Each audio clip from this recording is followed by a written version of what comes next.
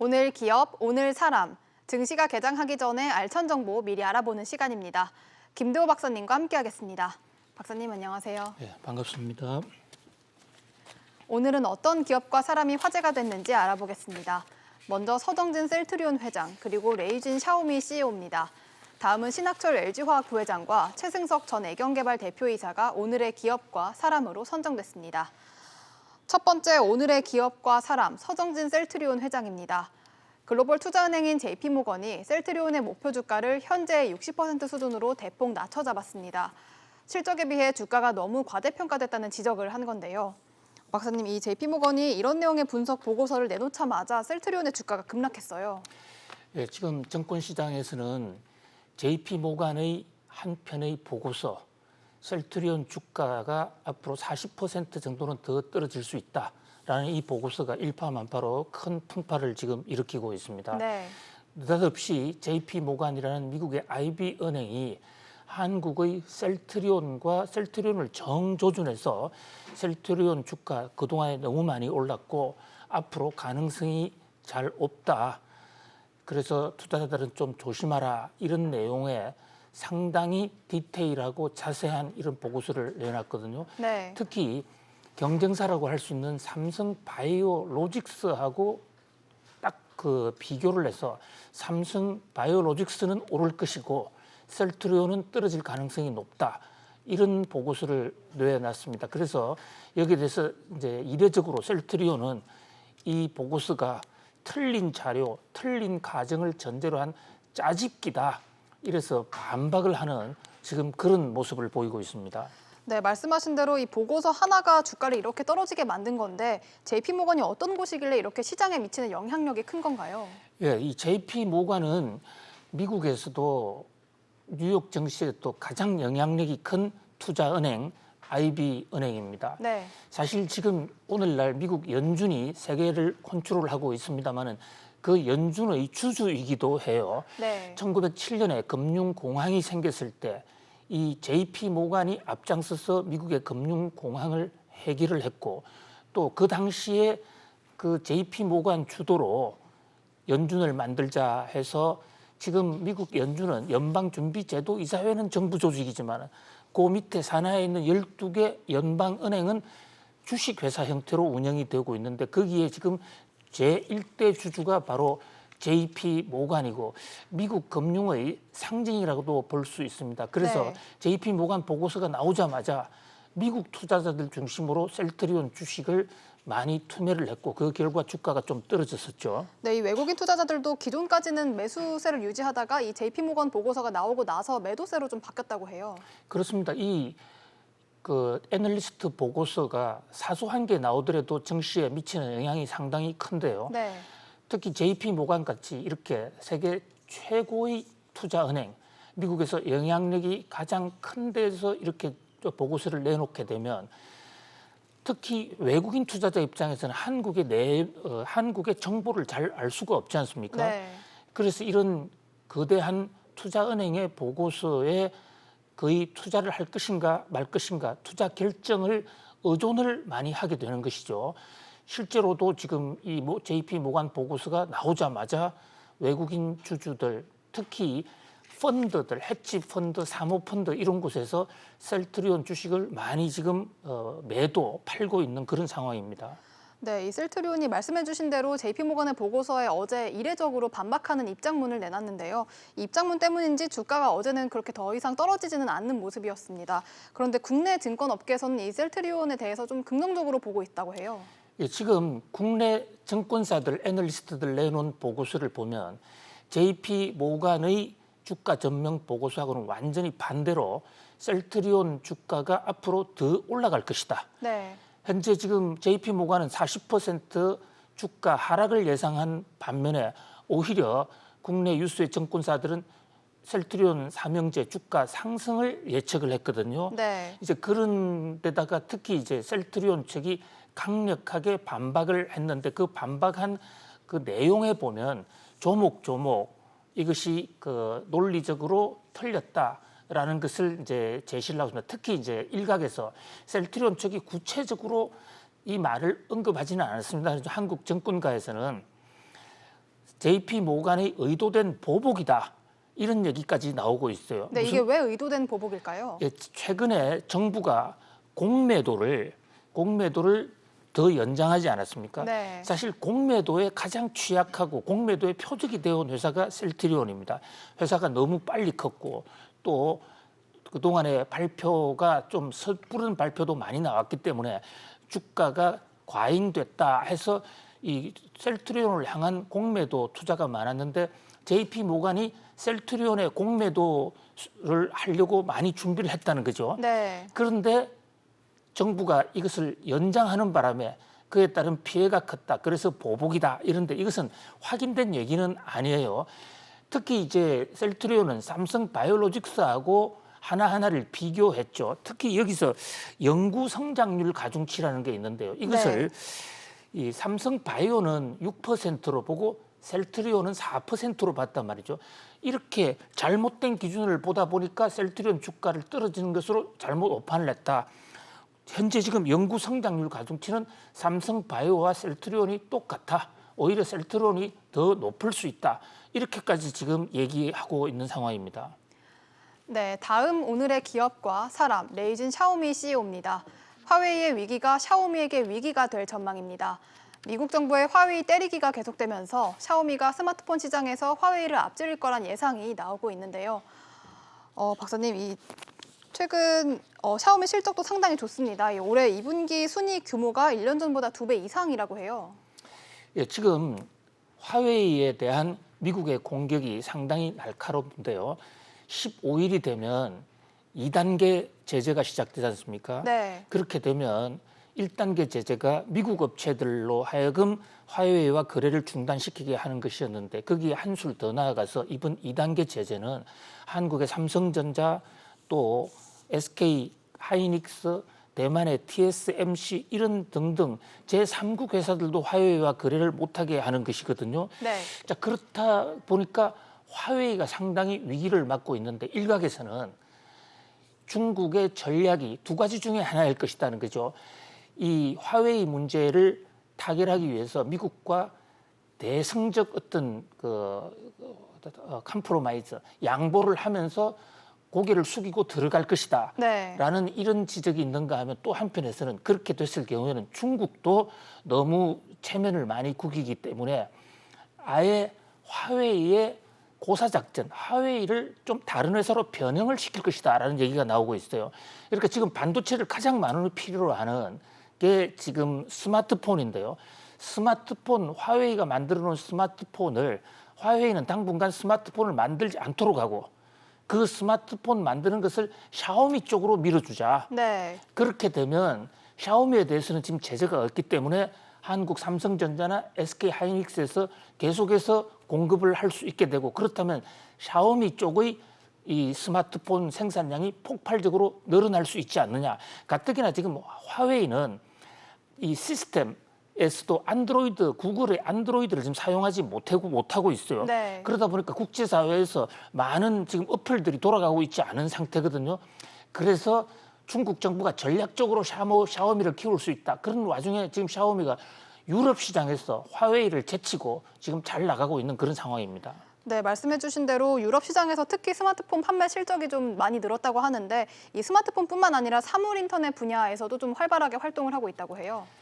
그렇습니다. 이 샤오미는 지금 그 스마트폰을 위주로 일단 스마트폰을 키우고 네. 그 스마트폰을 통해서 모든 이 물건과 물건 사이에 인터넷을 연결하면서 이른바 이 사물 인터넷을 통한 전 기기의 자동화를 이룩한다는 그런 꿈을 가지고 있어요. 네. 이를테면 스마트폰을 통해서 버튼 하나를 누르면 집에 냉장고를 켜게 한다든지 컴퓨터를 작동을 시키게 한다든지 이런 쪽에 지금 많이 투자를 하고 있고 특히 유럽 시장에서는 이미 화웨이가 안드로폰을 하지 못함으로 인해서 시장이 좀 불편해서 빠져나간 유럽의 많은 소비자들이 화웨이에서 샤오미 쪽으로 지금 많이 돌리고 있어요. 네. 그런 면에서 지금 화웨이 화웨이 제재 폭풍 이후에 샤오미 시대가 오는 것이 아닌가라는 그런 기대가 나오고 있는 것입니다.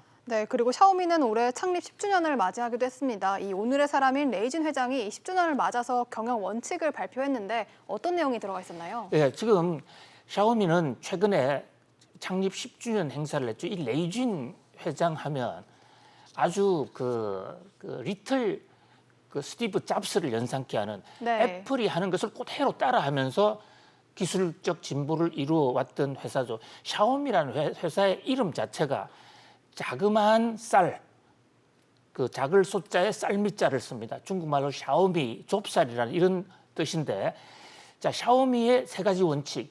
이 레이지는 창립 10주년 행사를 하면서 전 세계에 중계된 온라인 인터뷰를 통해서 세 가지 원칙을 내놓겠다. 세계에서 가장 작고 가장 성능이 높은 스마트폰을 만들겠다. 그것이 첫 번째 원칙이고요. 네. 최고의 휴대폰입니다. 그리고 그것을 반값에, 그러니까 가장 싸게 공급하겠다. 그것이 두 번째 원칙입니다. 그다음에 세 번째 원칙은 가장 알맞는 휴대폰을 알맞는 장소에 접근 가능하게 하겠다. 그러니까 고객 친화적인 휴대폰을 만들어내겠다라는데, 여기에 한치의 변함도 없이 이것을 세 가지 원칙을 더 강화시켜서 세계인의 사랑을 받겠다 이럽니다. 이 지금 화웨이 이후에 과연 샤오미가 어떤 행보를 보일지 매우 주목되는 순간입니다.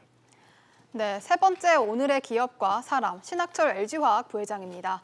LG화학의 배터리가 전기차에 이어 비행체에도 탑재될 것으로 보입니다. 차세대 배터리로 평가받고 있는 리튬황 배터리가 장착된 비행체가 이 성층권 무인기 비행 테스트에 성공을 했는데요. 박사님이 국내에서 리튬황 배터리로 비행 테스트를 진행한 게 LG화학이 처음이라고 합니다. 이 리튬황 배터리라는 게 어떤 배터리인가요? 예, 그동안에 우리나라의 또 뿐만 아니라 전 세계의 배터리의 기본적인 표준, 가장 많은 배터리가 리튬 이온 배터리지 않습니까? 네.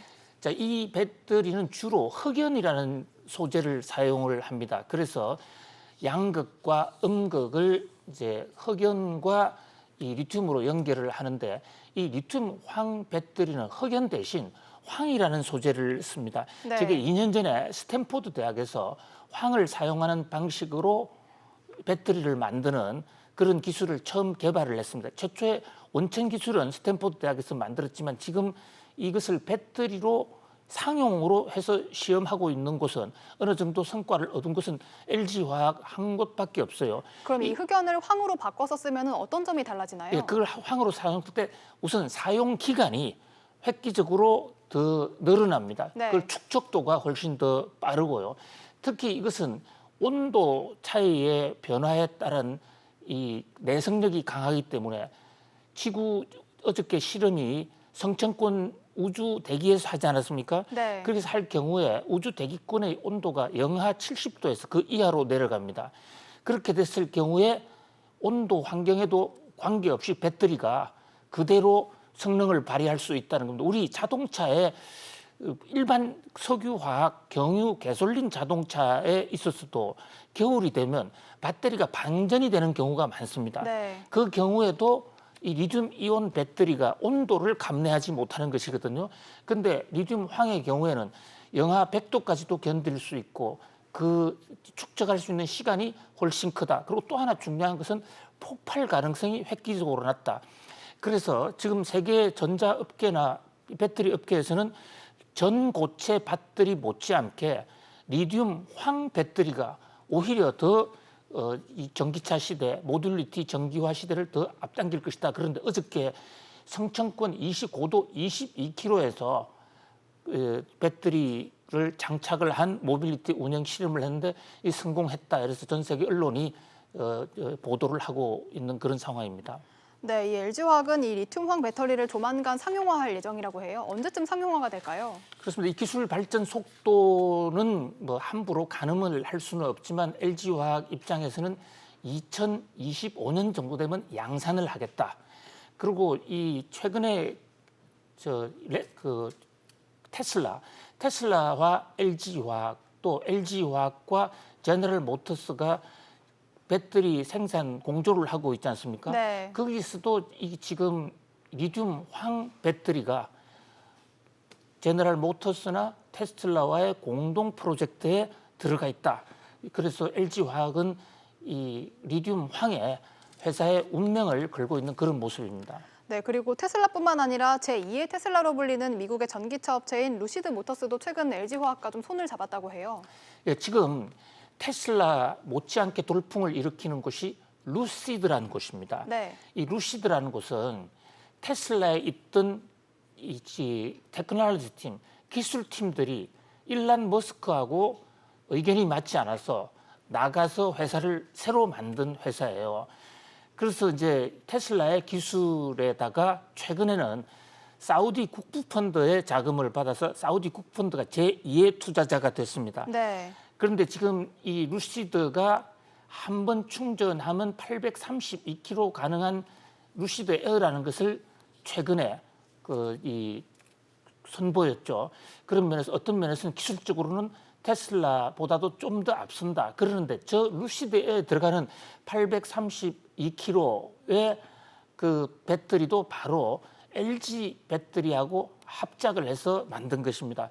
이제 그런 면에서 LG 화학이 상당히 그 배터리 면에서는 주목을 끌고 있다 이렇게 볼 수 있겠습니다. 네, 마지막 오늘의 기업과 사람, 최승석 전 애경개발 대표이사입니다. 애경그룹 이세인 최승석 전 애경개발 대표이사가 이른바 우유주사라고 불리는 프로포폴을 불법으로 투약한 혐의로 1심에서 실형을 선고받았습니다. 박사님, 어제 법정 구속됐다고 해요. 예, 어저께 최승석 그러니까 애경그룹의 세 번째 아들이죠. 재벌 2세인데요. 재벌 2세가 프로포폴 투약 혐의로 법정 구속이 됐습니다. 네. 상당히 이례적이에요. 왜냐하면 최근에 법원은 마약의 경우에 초범인 경우에 특히 재벌 총수들이나 그 고위 관계자들을 대부분 집행유예형으로 대부분 끝냈습니다. 네.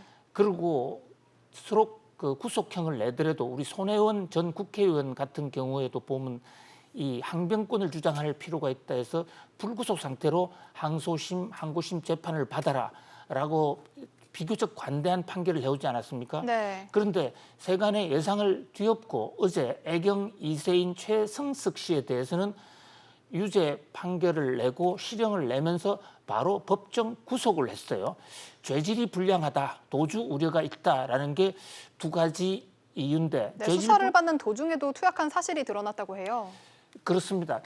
이 마약이라는 게 아무래도 이제 이 그 중독성이 있다 보니까 수사를 받는 도중에도 수사받고 나면 여러 가지로 어지러운 생각이 많이 드니까 그때 또 프로포폴 한 대 더 맞고 이런 행태를 했다 하는 것인데 이례적인 것은 검찰에서는 오히려 마지막 그 최종 구형을 할 당시에 지금 많이 반성하고 있다. 또 최승석 애경개발 대표 때문에 이 많은 사람들이 프로포폴의 위험성을 알고 그 마약을 하지 않게 됐으니까 선처를 바란다라는 좀 다소 의아스러운 그런 어떤 그 검찰 구형이 있었어요. 네. 그런데 이제 이 대목에 대해서는 일각에서는 검찰이 재벌 이세를 봐주려고 하는 것에 대해서 재판부인 판사가 제동을 걸은 것이 아니냐는 그런 지적까지 나오고 있는 그런 상황입니다. 네, 그리고 이 애경그룹의 지주사인 LK홀딩스를 얘기해 보면은 이 지난달에 제주항공의 유상증자에 참여하기도 했죠. 그렇습니다. 사실 최승석 이 세 번째 아들은 최근에 이제 그 애경건설에서 경영을 떠났고 또 셋째 아들이다 보니까 이번에 구속됐다 하더라도 경영에 그 AK홀딩스 경영에 직접적인 타격을 줄 것으로 보이지는 않습니다. 다만 최승석 씨가 그동안에 한성주와 결혼을 해서 여러 가지 연문을 뿌린 사건 또 여러 가지 이어지는 해프닝 마약으로까지 구속되고 이래서 회사 이미지는 좀 나빠졌습니다만은 오히려 지금 제주항공 쪽은 최대 주주인 AK홀딩스가 제주항공의 유상증자에 대대적으로 참여를 하면서 제주항공의 내실이 상당히 튼튼해졌어요. 네. 제주항공은 지금 이스타항공과 인수협상을 하다가 포기하지 않았습니까? 네. 포기했는데 세간에서는 포기한 데 대해서 우려도 했죠. 그러나 적어도 제주항공 입장에서는 부실 기업을 인수하지 않은 게 더 나았다. 그래서 제주항공은 좀 부실해서 좀 회복하는 그런 기미. 거기다가 AK홀딩스가 대규모 자금 또 제주도까지 참여를 해서 AK홀딩스 입장에서는 이스타 항공 인수를 못하고 인수협상이 결렬돼서 사회적으로 좀 비난을 받더라도 제주항공 살리기에 상당히 올인을 하고 있고 거기에 어느 정도 효과를 보고 있는 상황입니다. 네, 지금까지 오늘의 기업과 사람 알아봤습니다. 다음 주에도 알찬 정보로 돌아오겠습니다. 박사님 감사합니다. 감사합니다.